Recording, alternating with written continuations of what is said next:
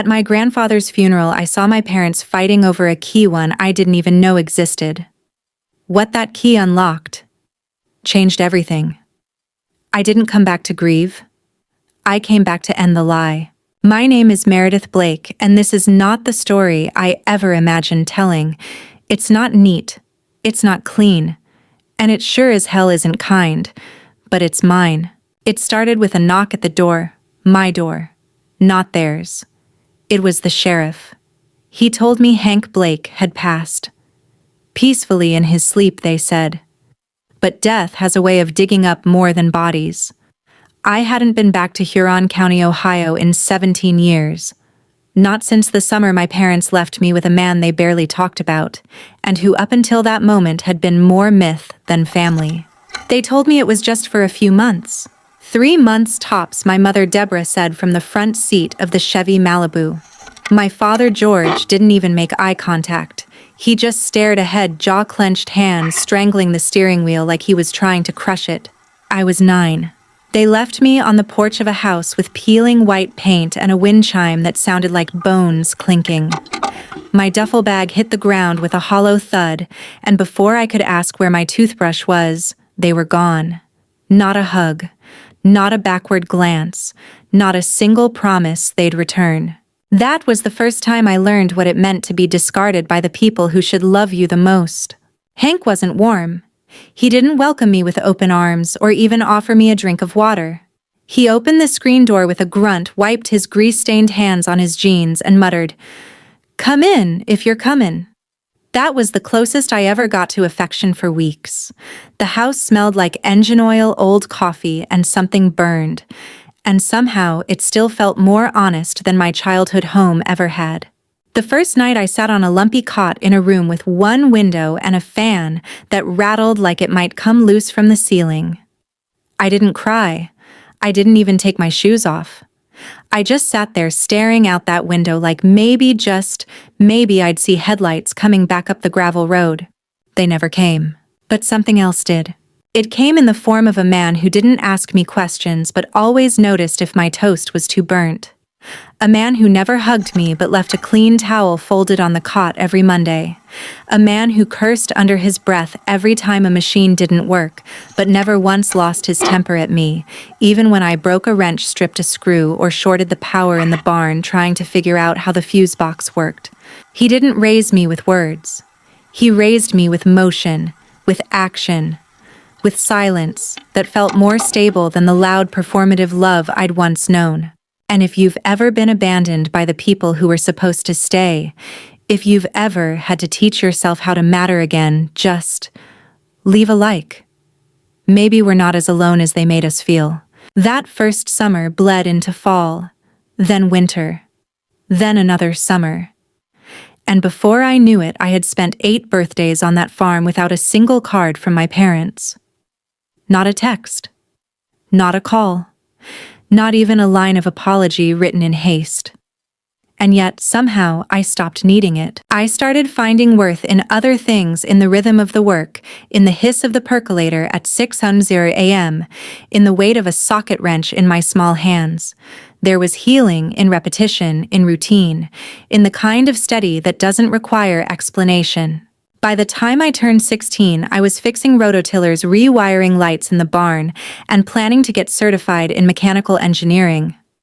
I never told Hank that, of course, but one day he slid an envelope across the table with an application form inside. Just one word scrawled at the top in ballpoint pen: "Do." He never said he believed in me. He didn't have to. But I never forgot the other silence either, the silence that followed me from childhood like a shadow. I had grown up wondering why I wasn't enough to stay for. And that question, it never left me. Not fully. Not until I came back.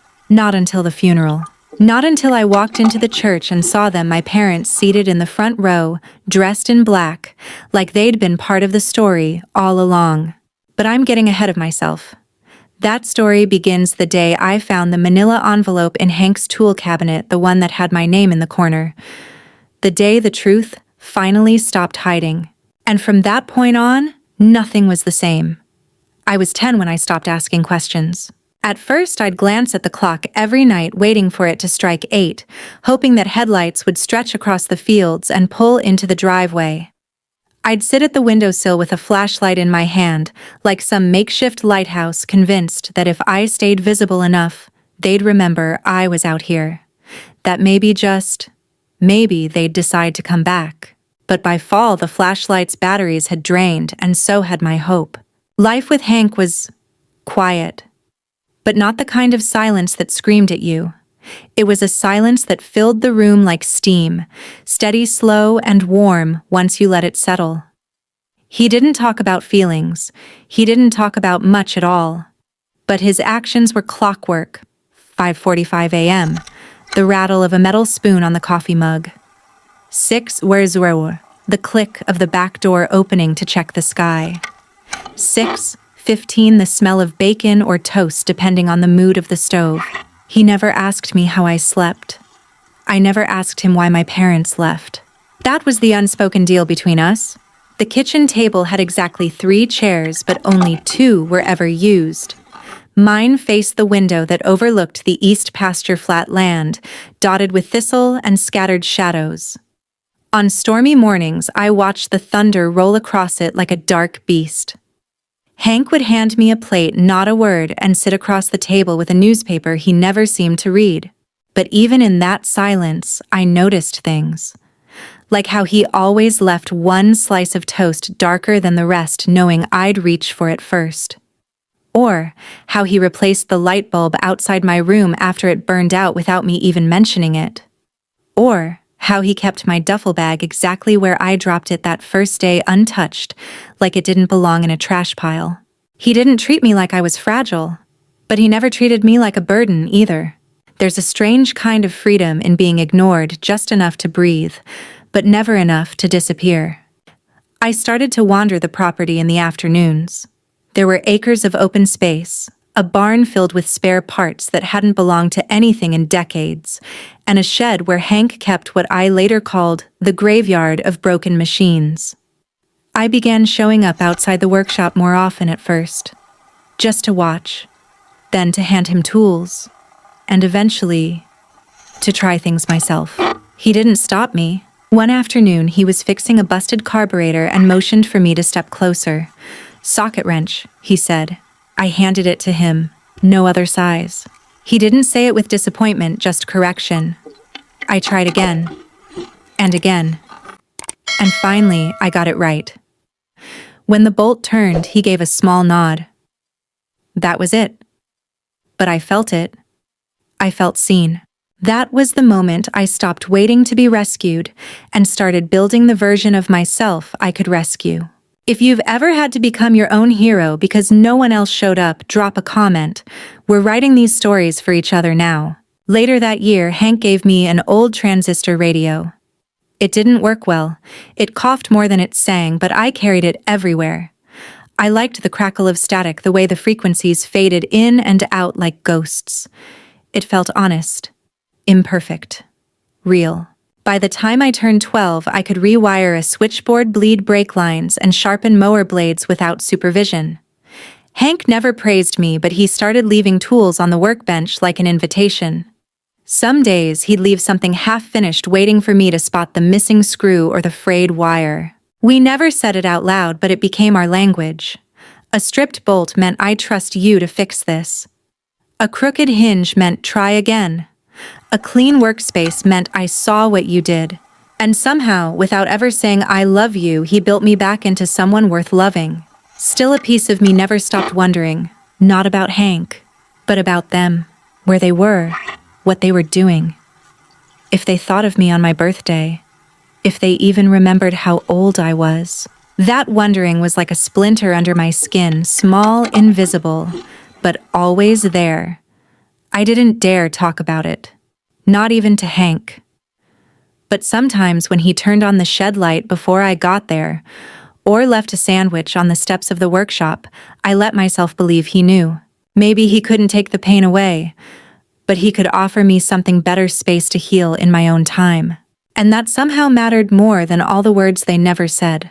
By 13, I had learned that not all questions needed answers, but some truths they come for you anyway, unasked, uninvited, and unforgettable. It happened on a Sunday afternoon in late October. The wind was cutting through the trees, sharp with the smell of dry leaves and the distant smoke of someone burning wood. I was looking for masking tape in the back corner of Hank's workshop. That corner was always a mess. Old screws, a busted fan, 2 drawers that didn't close all the way. I tugged at one stuck drawer expecting more junk. Instead, I found an envelope. Manila, thick. My name written across the top. Not Kid.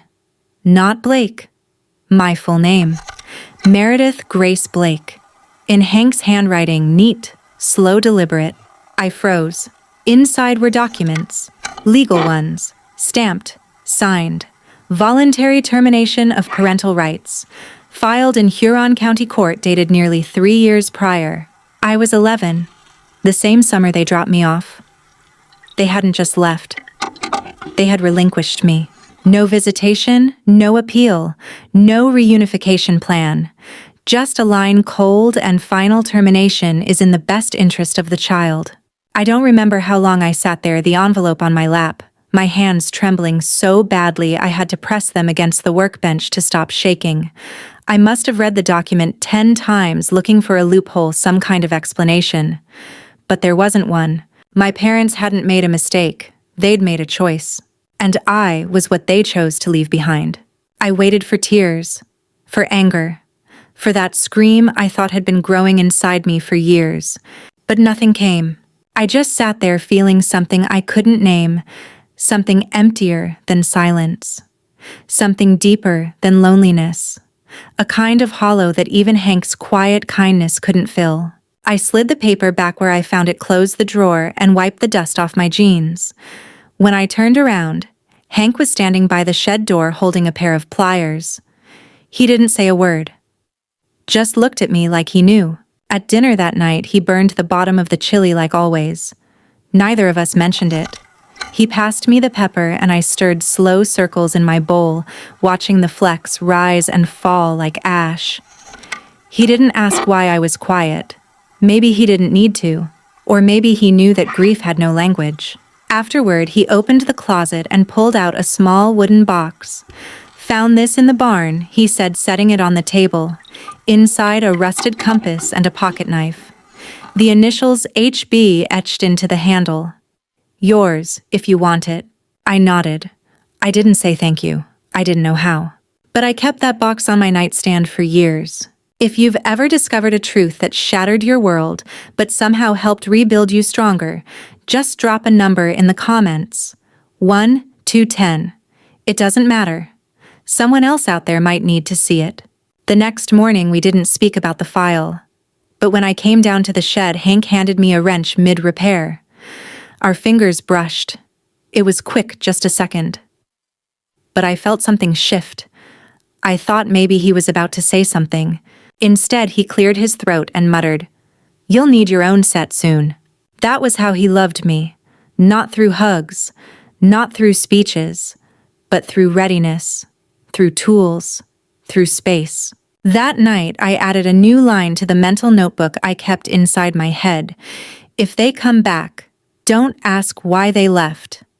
Ask why they stayed gone. From that point on, something cracked open in me.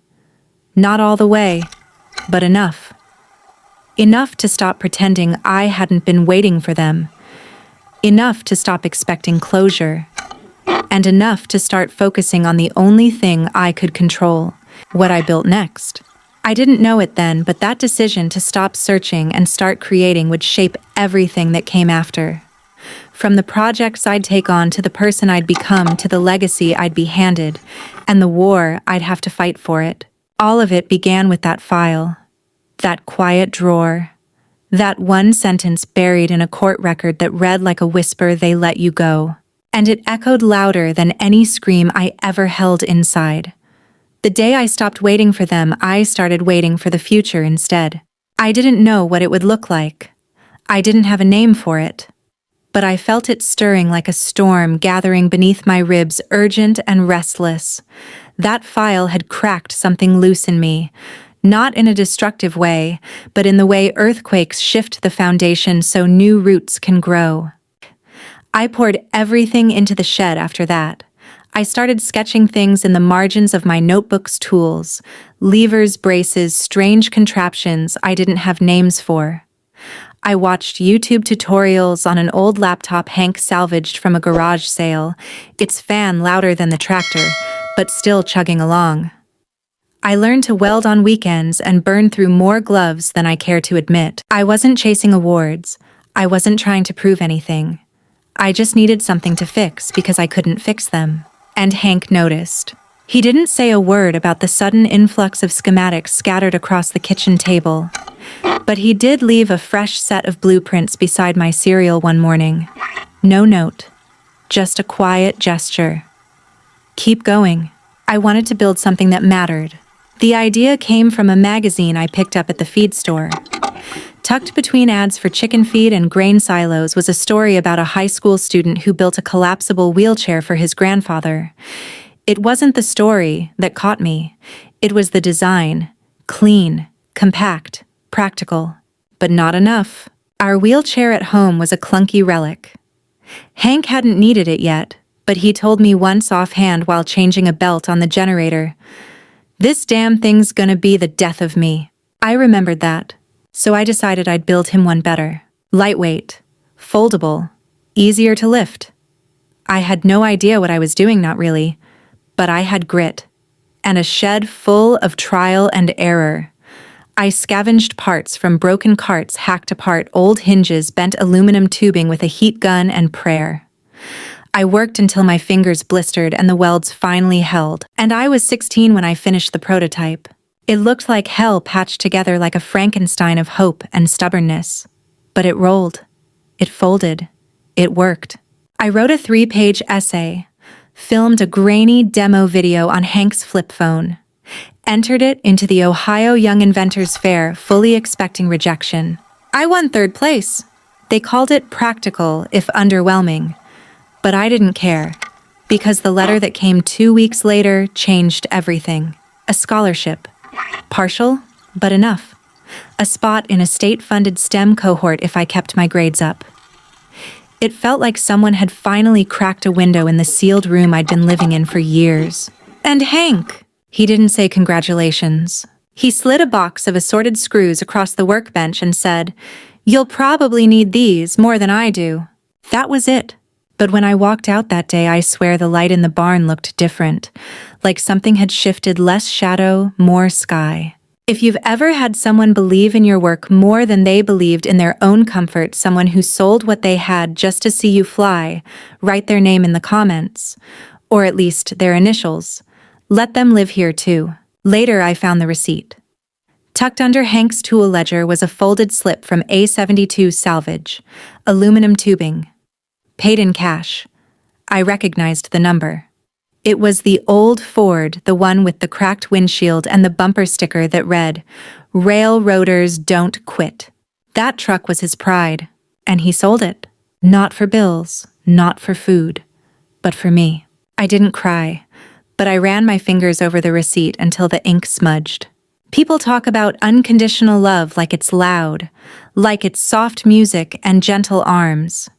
But sometimes it's a truck missing from the yard, a receipt left with no explanation, a man who says nothing but always shows up. That kind of love, it built me. It soldered something inside me that no amount of abandonment could undo. After the fair, after the scholarship letter, after the quiet congratulations wrapped in hardware and solder smoke, I didn't slow down. If anything, I moved faster. My days became ritual: school in the morning, the shed in the afternoon, dinner, in silence, blueprints till midnight.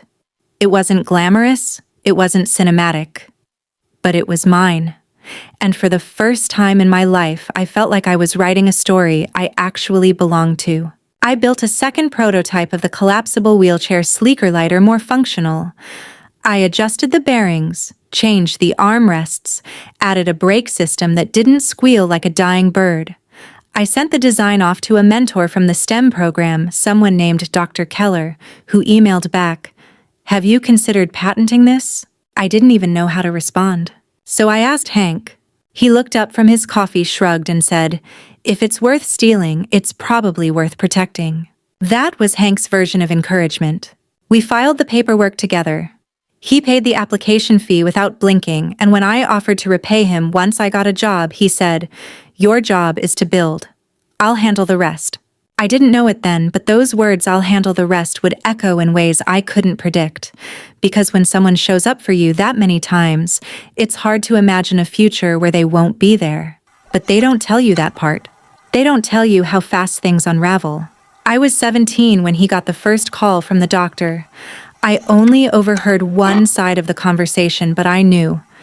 I could hear it in the way he said, No, don't sugarcoat it. I need to know the whole damn thing." After he hung up, he didn't speak for a while. Just sat on the porch, his thumb rubbing a circle into the armrest of the rocking chair, the same way he did when he was rebuilding an engine and couldn't figure out what was wrong. I brought him water. He didn't touch it. I brought him the schematics for my new project. He didn't look. That night, he made pancakes for dinner. From scratch. Burned the edges as always. But he stacked them high and set a small wrapped box beside my mug. No bow, just wax paper folded neat.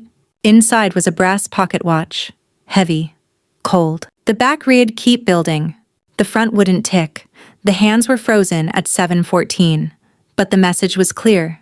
And if you've ever lost someone who taught you everything without saying a word, drop the time their watch stopped at. Maybe someone else's stopped there too. He didn't tell me he was sick. I figured it out in the weeks that followed, subtle things. He started forgetting his tools, sitting down more often, coughing longer than usual when the weather turned cold. But he kept showing up. Every day. Shed at 6 a.m., porch at 8 p.m. Until the morning he didn't. I found him in his bedroom still dressed. One boot half on. One hand resting on his chest like he meant to finish a sentence. The other hand open, palm up, as if to say, "Take it from here." I don't remember the 911 call, or the neighbors, or the casseroles that came with the condolences. What I do remember was sitting on the porch, with the pocket watch clenched in my hand, whispering the only promise I could make. I won't stop building, and I meant it. I didn't know what was coming. The inheritance? The courtroom? The war? But I knew this. I wouldn't go back to being the girl they left. Because Hank didn't just teach me how to fix things. He taught me how to stand still when the world fell apart and choose what to build next. Grief doesn't knock. It just lets itself in and rearranges the furniture. After Hank passed, the house felt too still, like it was holding its breath, waiting for someone to come home. But no one was coming. Not Hank. Not the smell of burnt toast. Not the creak of his boots on the porch steps. It was just me now. And for the first time, I didn't feel like a guest. I felt like the keeper of something sacred. The funeral was quiet, just as he would have wanted. No flowers, no choir. Just neighbors in faded jeans and Sunday boots. The kind of people who didn't need a schedule to show up. I sat in the second row, the watch around my neck ticking softly against my chest. Then the church doors opened, and everything stopped. Deborah and George Blake. My parents walked down the center aisle like they'd never left. My mother wore pearls and a tailored black dress. My father had on his old college ring, polished until it shined. They looked like they belonged to a life I no longer lived. I hadn't seen them in 14 years, but I recognized them instantly. The way my mother's scarf was tied too carefully. The way my father scanned the room like it was a boardroom. They sat in the front pew. No invitation, no shame. After the service, my mother turned to me with open arms. "Oh, Meredith," she whispered, "you've grown so much." I didn't move. She smelled like lavender and money. My arms stayed at my side, stiff as iron rods. My father gave a tight-lipped smile, extended a handshake, then pulled me into a half-hug I didn't return. We were devastated when we heard he said. Hank meant a lot to us. I wanted to scream. Hank never once said their names. He never spoke of them like they mattered. Because they didn't. Outside near the sycamore trees where we used to stack firewood, they walked beside me as if they had the right. "We should catch up," my mother said. "Talk about everything Hank left behind." There it was.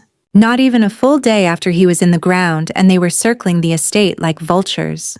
If you've ever watched someone show up too late only to ask what's left for them, comment "I see you."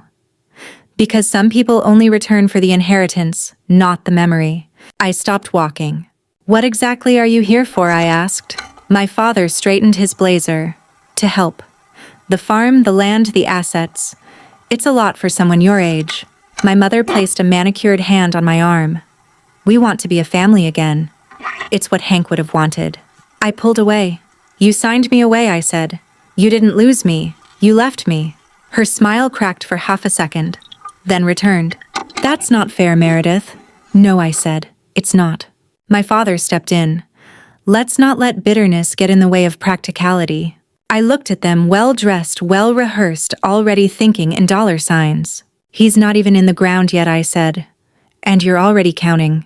They blinked. But I didn't wait for a reply. I turned and walked back toward the people who had shown up before the money ever did. People who had brought casseroles and old stories, not legal advice, and false affection. That night, the house felt colder. Not because of Hank's absence, but because the past had finally come knocking, not with apologies, but with a claim. And deep down I knew this wasn't over. Not by a long shot. They weren't just visiting, they were planning. And I wasn't about to let them rewrite the ending. I got the summons a week later. A manila envelope, thick and creased at the corners, slipped under the front gate like a warning. Inside, a notice of intent to contest the will. Filed by Deborah and George Blake, my natural parents. The language was cold, legal, ruthless. They were claiming that Hank had been of questionable mental competency and undue influence had been exerted in his final months. They were calling my inheritance a mistake. They were calling me a mistake, and I hadn't even begun to grieve. Attached was a second envelope. No return address, no note. Just printed screenshots of Hank's last medical records highlighted for blood pressure spikes. Minor memory lapses, an outdated note from a doctor that said, "May be fatigued." They were building a case, and I realized they hadn't come back to mourn. They'd come back to take. That afternoon, a black SUV rolled up the gravel road like a hearse that hadn't learned to quit. Deborah stepped out first. No pearls this time, just a beige coat and sunglasses too big for her face. George followed, phone already pressed to his ear, barking something about liquidation strategy and stakeholder prep. I didn't invite them in. I didn't even open the gate. I stood on the porch, arms crossed, the watch cold against my collarbone. "You're trespassing," I said. Deborah offered a smile that looked like it hurt. "We want to resolve this peacefully." George didn't smile. "You're not thinking clearly, Meredith. This place, it'll break you." They kept talking. "We've spoken to some people," my mother added. "There's media interest. A young woman inherits $90 million, pushes out her father, sues her mother. That'll make headlines." I clenched the railing. George stepped forward, voice calm. Too calm. "We're offering you a deal. Sell us partial stake in the land. Keep the house. Keep the watch. Whatever else you're sentimental about. We'll drop the legal challenge." They weren't just coming for the land. They were coming for my story. Trying to rewrite it. Trying to buy the version where they were never gone. I stepped down from the porch slowly until we were eye to eye. "You think this place will ruin me?" I asked. It raised me. "You left. It stayed." If you've ever had someone try to erase your struggle just to claim your success, comment below with one word: unbought. Because your journey is not for sale. Deborah's smile twitched. "You don't have to do this, Meredith. You don't have to be alone." I stared at her for a long time. "I was alone," I said. "When I waited at the window on every birthday, when I brought Hank his meds during chemo, when I watched him fall asleep mid-sentence because the treatment was killing him faster than the disease." George's voice dropped. "You'll regret shutting us out." I walked to the gate, opened it, and shut it behind them. "Then sue me." They didn't reply. The SUV pulled away in silence, but the dust they kicked up hung in the air for hours. Inside, I went to the shed. The scent of oil and pine and old metal calmed me. I opened Hank's old toolbox, the one he told me never to open unless I was ready to fight. Inside was a small USB drive, labeled in his handwriting contingency. My pulse slowed.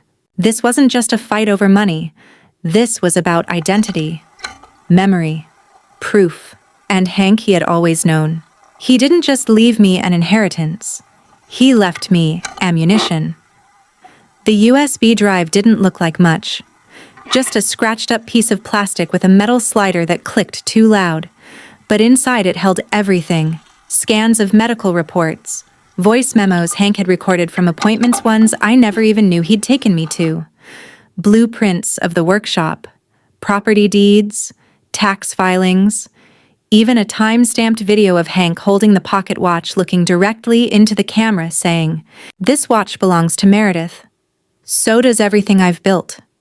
If anyone says otherwise, they're lying." His voice was steady. His mind was clear. His words were law. I emailed it all to Margaret Blake, our family attorney and one of Hank's closest confidants. She responded 5 minutes later, "This will hold. Prepare for pushback." And pushback they did. 2 days later, my parents filed a formal injunction to freeze the estate's transfer. I was summoned to court the following week. There would be hearings, depositions, lawyers in pressed suits trying to twist my silence into guilt, and Hank's legacy into confusion. But I didn't blink. Because while they were hiring PR firms and spinning narratives, I was building something. You see, Hank didn't just raise me to endure, he raised me to create. And that dream, he had the one I found buried beneath the floorboards of his office. It wasn't just a dream, it was a blueprint. Labeled Project Cirrus, the folder was thick with plans for a robotics mentorship lab, one that would support foster kids, runaway teens, kids from broken homes who needed more than just therapy. They needed purpose. They needed to build something that worked, especially when everything else didn't. I called it the Cirrus Workshop. I converted the back barn into a makeshift lab, cleared out the rototillers, put in long tables, tool sets, circuit boards, wire spools, and bins of scrap metal labeled in Sharpie. Ordered soldering irons and kits with what little I had access to while the court sorted through the estate freeze. I didn't wait for approval. I didn't wait for permission. I started anyway. And the first kid to show up, her name was Claire, 11 years old. Foster care since 5. She barely spoke the first week. Then one afternoon, she assembled a robotic arm that could pour water into a cup. She looked at me and whispered, "Can I keep it?" I shook my head gently. No. Her face crumpled. Then I handed her the soldering iron and said, "Build a better one." And she did. That night, I sat on the porch, knees pulled to my chest, listening to the hum of the lights from the barn. I watched Claire and 2 other kids chase each other through the field behind the house, wires and tools in their hands like treasure. And for the first time since Hank died, I felt something warm. Not peace, not relief, but continuity. What he started wasn't gone. It was growing. If you've ever taken something broken and used it to build something beautiful, something useful, drop a comment with the word "build." Not for likes, just for each other. Let's mark this place with proof. Later that week, I got a letter from the local community foundation. They'd seen a clip of the workshop in the local news. A retired engineer from Eugene offered to volunteer. A teacher from Columbus sent a crate of used kits. The floodgates were opening. And the courts, they were still dragging. But I didn't care. Because for every hour I spent drafting rebuttals and reviewing affidavits, I spent 2 more watching a kid smile when their first LED blinked alive. The war wasn't over. But I wasn't waiting anymore. And neither was the future. It was near Thanksgiving when they came back. This time I saw the SUV before it even turned onto the gravel road. Same tires, same license plate. But something was different. Slower. Hesitant.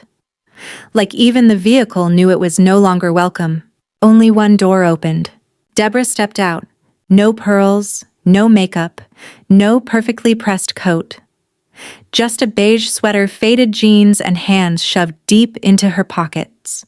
She stood at the gate eyes on the barn watching the kids inside moving wires, laughing over circuit boards, unaware that their sanctuary had company. I didn't move from the steps. I let her speak first. "Hi," she said, voice low. "I'm not here to fight." The wind kicked up dry leaves that swirled around her boots. She didn't flinch. "I just wanted to see it," she continued. "I read about it in the paper. I didn't know you'd actually do something with it." She was talking about the workshop, about the foundation, about the thing she thought I was too broken to build. I stayed silent.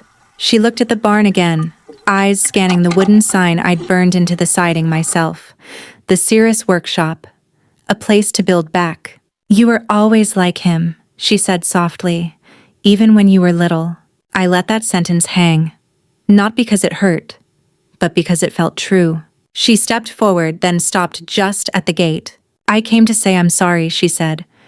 "Not to undo anything, not to ask for it all back. Just to say it. We were scared, Meredith. And selfish, but mostly scared."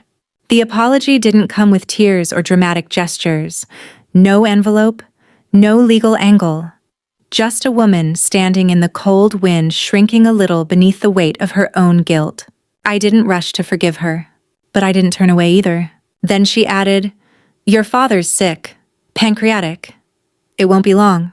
That hit harder than I expected. Not because I missed him, but because part of me, maybe a very small old part, still wondered if he ever looked back after the gravel road swallowed me. She didn't beg. She didn't push. She just said, "You don't have to come. I wouldn't blame you." Then she walked back to the SUV alone. No dramatic pause, no final hug. She just left.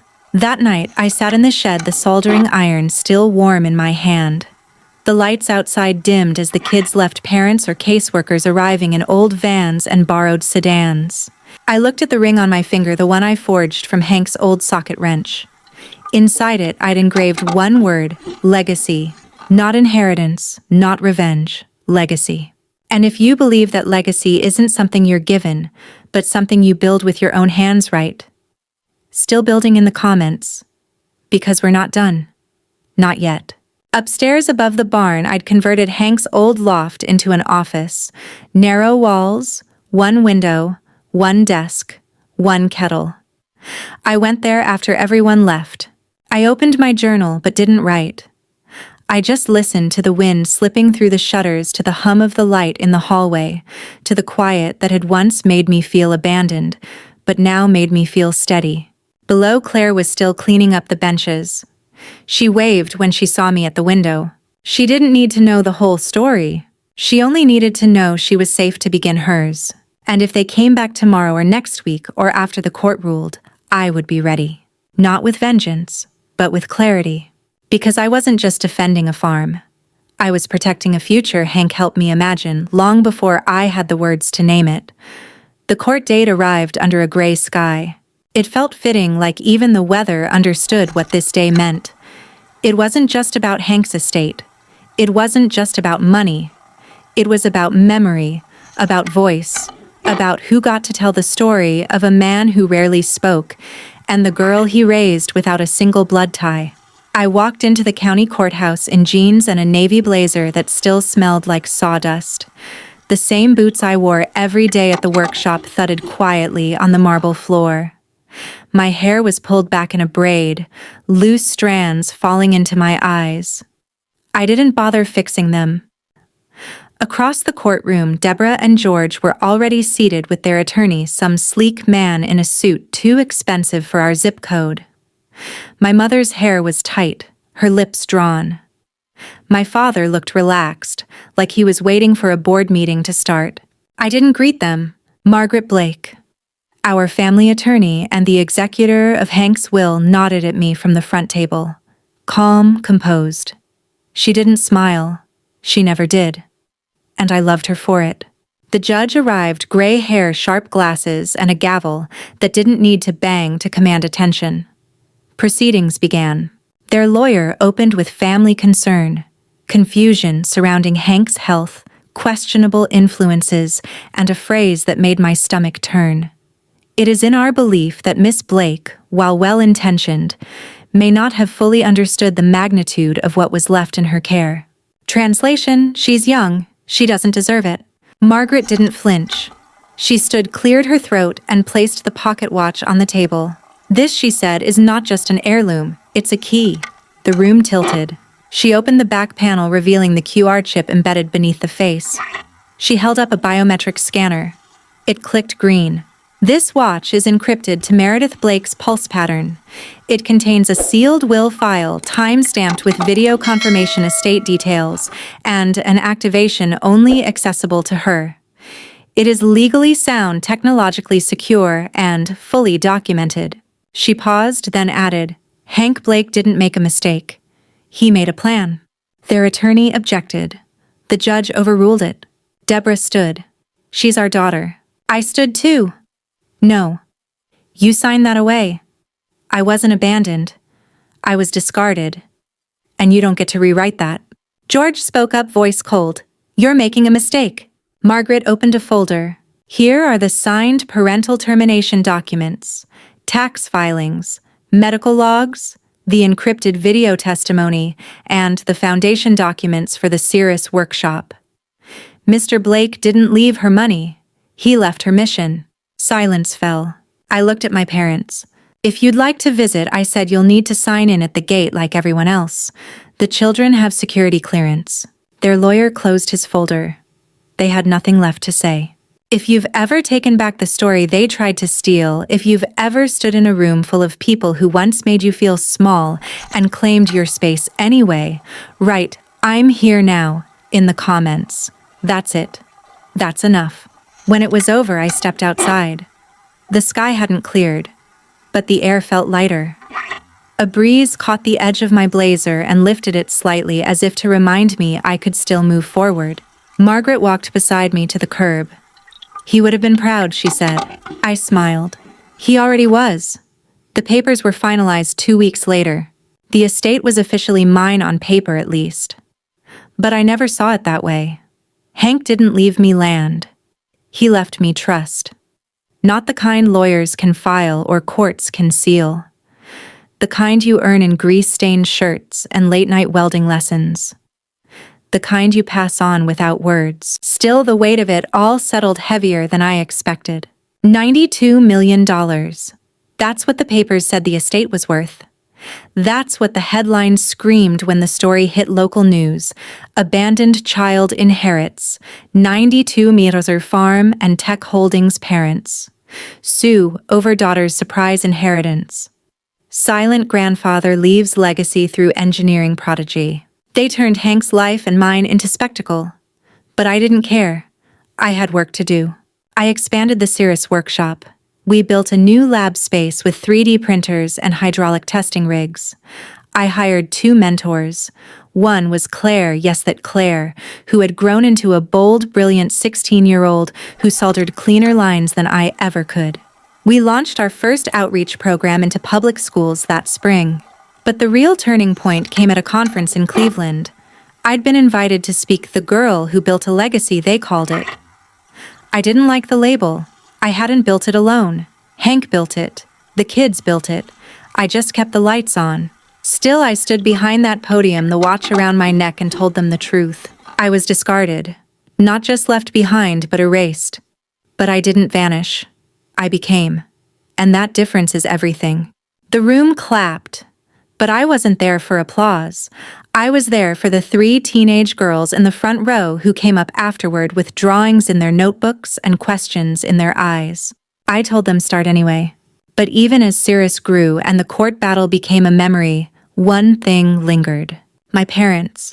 They didn't appeal again. But that didn't mean they were gone. Their silence now felt tactical, like a chess player waiting for the next opening. So I built walls, legal, emotional, physical. Security cameras, a full-time office manager, a nonprofit board to ensure transparency and oversight. No one would ever take this from me, or from the kids who called it home.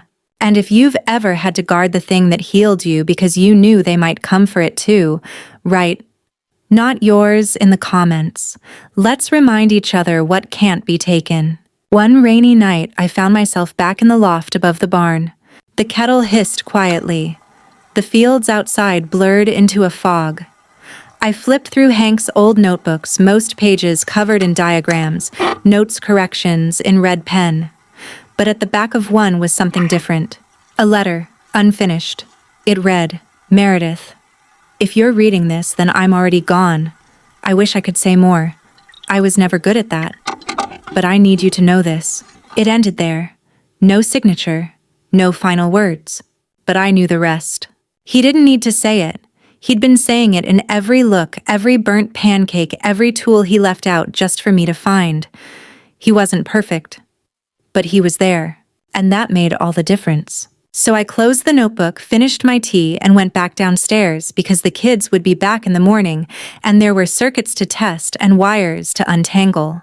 Because no matter what the world had said, I was here now.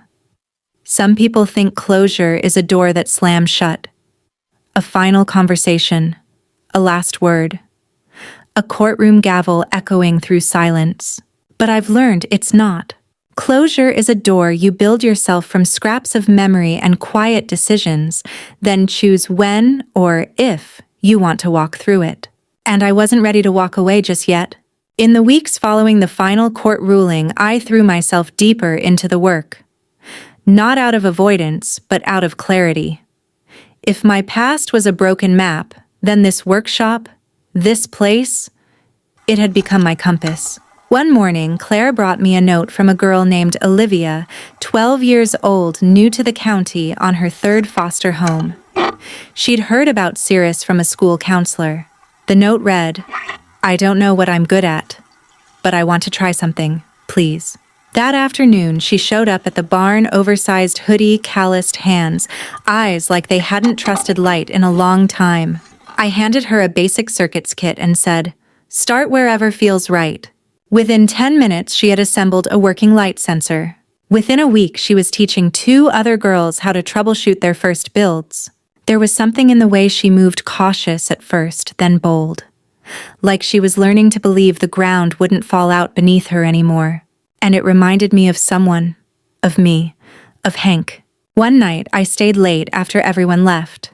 The barn hummed with the soft buzz of chargers and timers, the smell of solder still faint in the air. I sat at my desk in the loft and opened the journal I hadn't touched since the court ruling. At the top of the page, I wrote, "What did Hank really leave me?" The answers came slowly. Not land, not a company, not even the watch. He left me a model. A quiet blueprint for how to love without condition. How to teach without ego. How to give space without absence. He left me questions I had to answer myself and tools to figure them out. He gave me work not because he needed help, but because he knew I needed purpose. He let me fail not to prove anything, but because failure wasn't the end in his world, it was part of the process. That night, I locked the barn, stepped out onto the porch, and looked up at the stars. They were scattered and imperfect, just like the constellations I used to trace on the shed ceiling as a kid. But this time, I didn't feel small. I felt placed. Somewhere in this wide, messy universe, I'd carved out a space that was mine, not because it was given, but because it was chosen. And if you've ever built something not from what you had, but from what they left behind, write foundations in the comments. Not for them, for you. The next day, Claire pitched a new idea: mobile maker kits for kids in shelters who couldn't come to Cirrus. "I want to take what you taught us out there," she said. I blinked hard, smiled. "That's what it's all about." She beamed. And just like that, I knew the workshop didn't end with me. It wasn't the culmination of Hank's dream. It was the beginning. The past may have shaped me, but this place, these kids, this legacy, they were mine to shape in return. The first time someone called me Miss Blake without sarcasm, I didn't know how to respond. It was a Monday afternoon. Rain misted across the field like breath on glass, and inside the barn, 3 students were troubleshooting a gyroscope error that kept spinning out of control. I crouched beside them, soldering iron in hand, and guided their fix with a few quiet suggestions. That's when one of the new volunteers walked in, a college engineering student from Dayton. He paused, then asked politely, "Miss Blake, do you have a moment?" I looked up from the circuit board, blinking. It wasn't the name that startled me. It was the respect in his voice. Not pity, not doubt, just trust. I stood, wiped my hands, and nodded. "Sure. What's up?" He wanted to show me a proposal plans for a scalable modular wheelchair design. Turns out he'd seen my old prototype online, the one from the Young Inventors Fair. Said it inspired his undergrad thesis. Me, inspiration. I'm not sure Hank would have used that word. He would have called it doing the damn work. But still, I felt something spark in my chest. After he left, I went out to the porch behind the barn, pocket watch resting against my skin, and exhaled a breath I hadn't realized I was holding. 4 years ago, I was the girl people forgot. Now I was the one they came to when they wanted to build something that mattered. But with that shift came something unexpected, a new kind of fear. What if I failed them? What if the past found its way back in? What if legacy wasn't enough?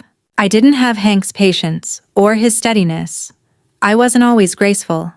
I snapped when wires tangled and sometimes cried in the office when no one could see.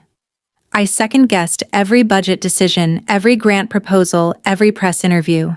But then I'd hear the kids laughing in the lab, or watch Claire help a newcomer learn how to strip a wire, or find a sticky note taped to my desk. "You taught me how to try."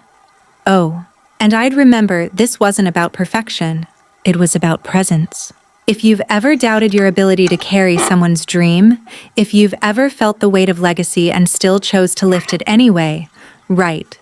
"Still carrying" in the comments. Because this burden, it's worth bearing. One evening, Claire came into my office with a small metal box. "I found this under the back stairs," she said. "It has your name on it. Inside a key and a note.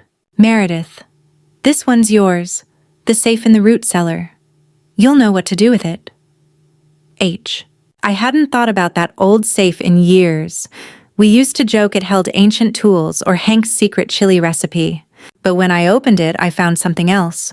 A set of blueprints. Labeled Phase 2, Cirrus Expansion, Robotics Curriculum, Grant Outlines, a list of engineers Hank had once contacted. And at the bottom, for her, when she's ready. I sat on the cellar floor for what felt like hours. He never told me. He never rushed me. He just believed I'd get there, on my own time. And now, I had. Winter came early that year. The wind off the fields was sharp, and the barn windows frosted each morning before sunrise. But inside the workshop glowed warm space heaters, humming laptops, buzzing kids hunched over circuit boards planning their end-of-year showcase. We called it Cirrus Ignite.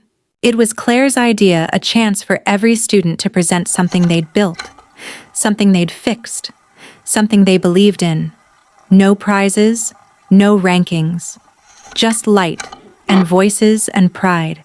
I'd never seen the barn so full. Parents, some new, some hesitant, stood in clusters sipping hot cider while their kids explained torque, conductivity, lift, and code. The air smelled like sawdust and cinnamon, and I floated, not above it all, within it, moving from station to station, watching sparks turn into stories, dreams take shape in plastic and steel and possibility. That night, after the last goodbye and the last folded chair, I stood alone in the center of the barn. The watch around my neck ticked faintly, and I whispered, "You should have seen it, Hank." Because it wasn't just mine anymore. Cirrus had become theirs. Claire's, Olivia's, every kid who walked through those doors and dared to imagine they could build something better. But legacy isn't a place you reach. It's a choice you make again and again. That week, I finally did something I'd avoided for years. I visited the cemetery.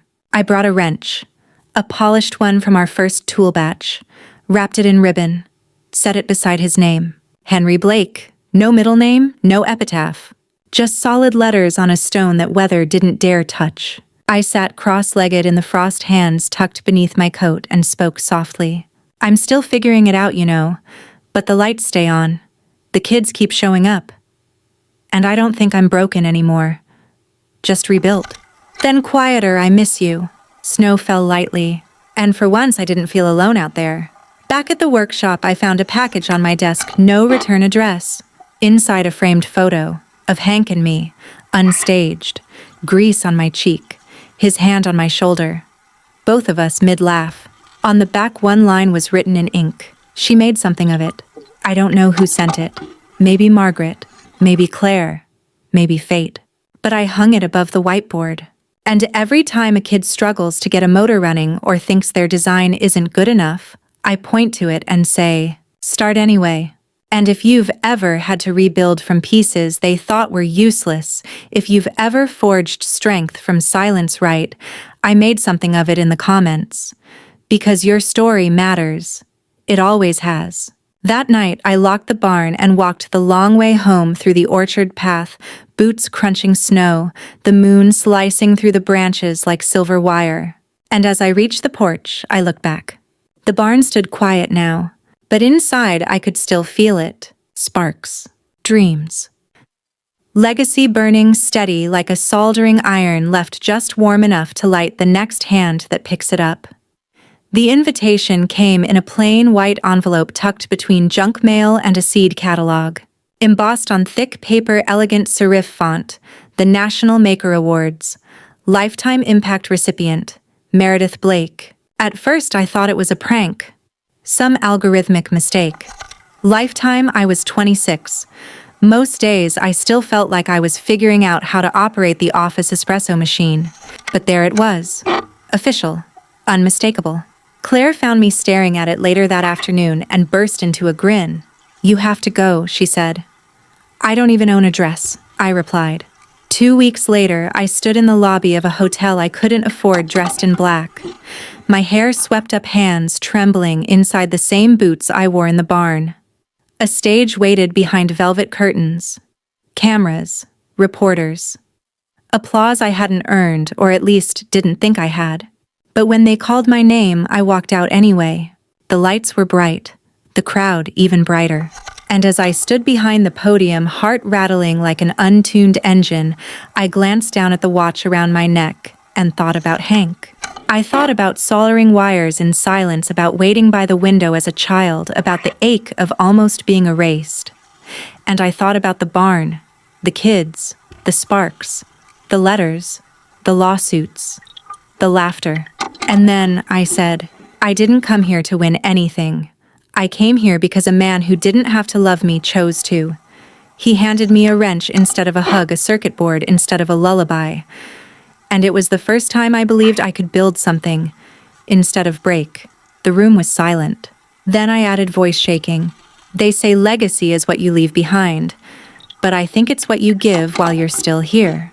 If you believe that too, if someone ever gave you a chance instead of a second guess, drop a "still building" in the comments. You never know who's reading. Later that night, after the applause, after the photos and interviews, I slipped out to the hotel rooftop with a mug of weak coffee and a stack of letters I never sent. One of them was addressed to Deborah and George. It simply said, "You don't get to know this version of me, but I hope you someday become the kind of people who could have." I tore it in half, not out of anger, but peace. Some doors don't need to be slammed shut, just quietly. Locked. Downstairs, a young girl from a school in St. Louis tapped me on the shoulder. "I want to build like you someday," she said. "You will," I told her.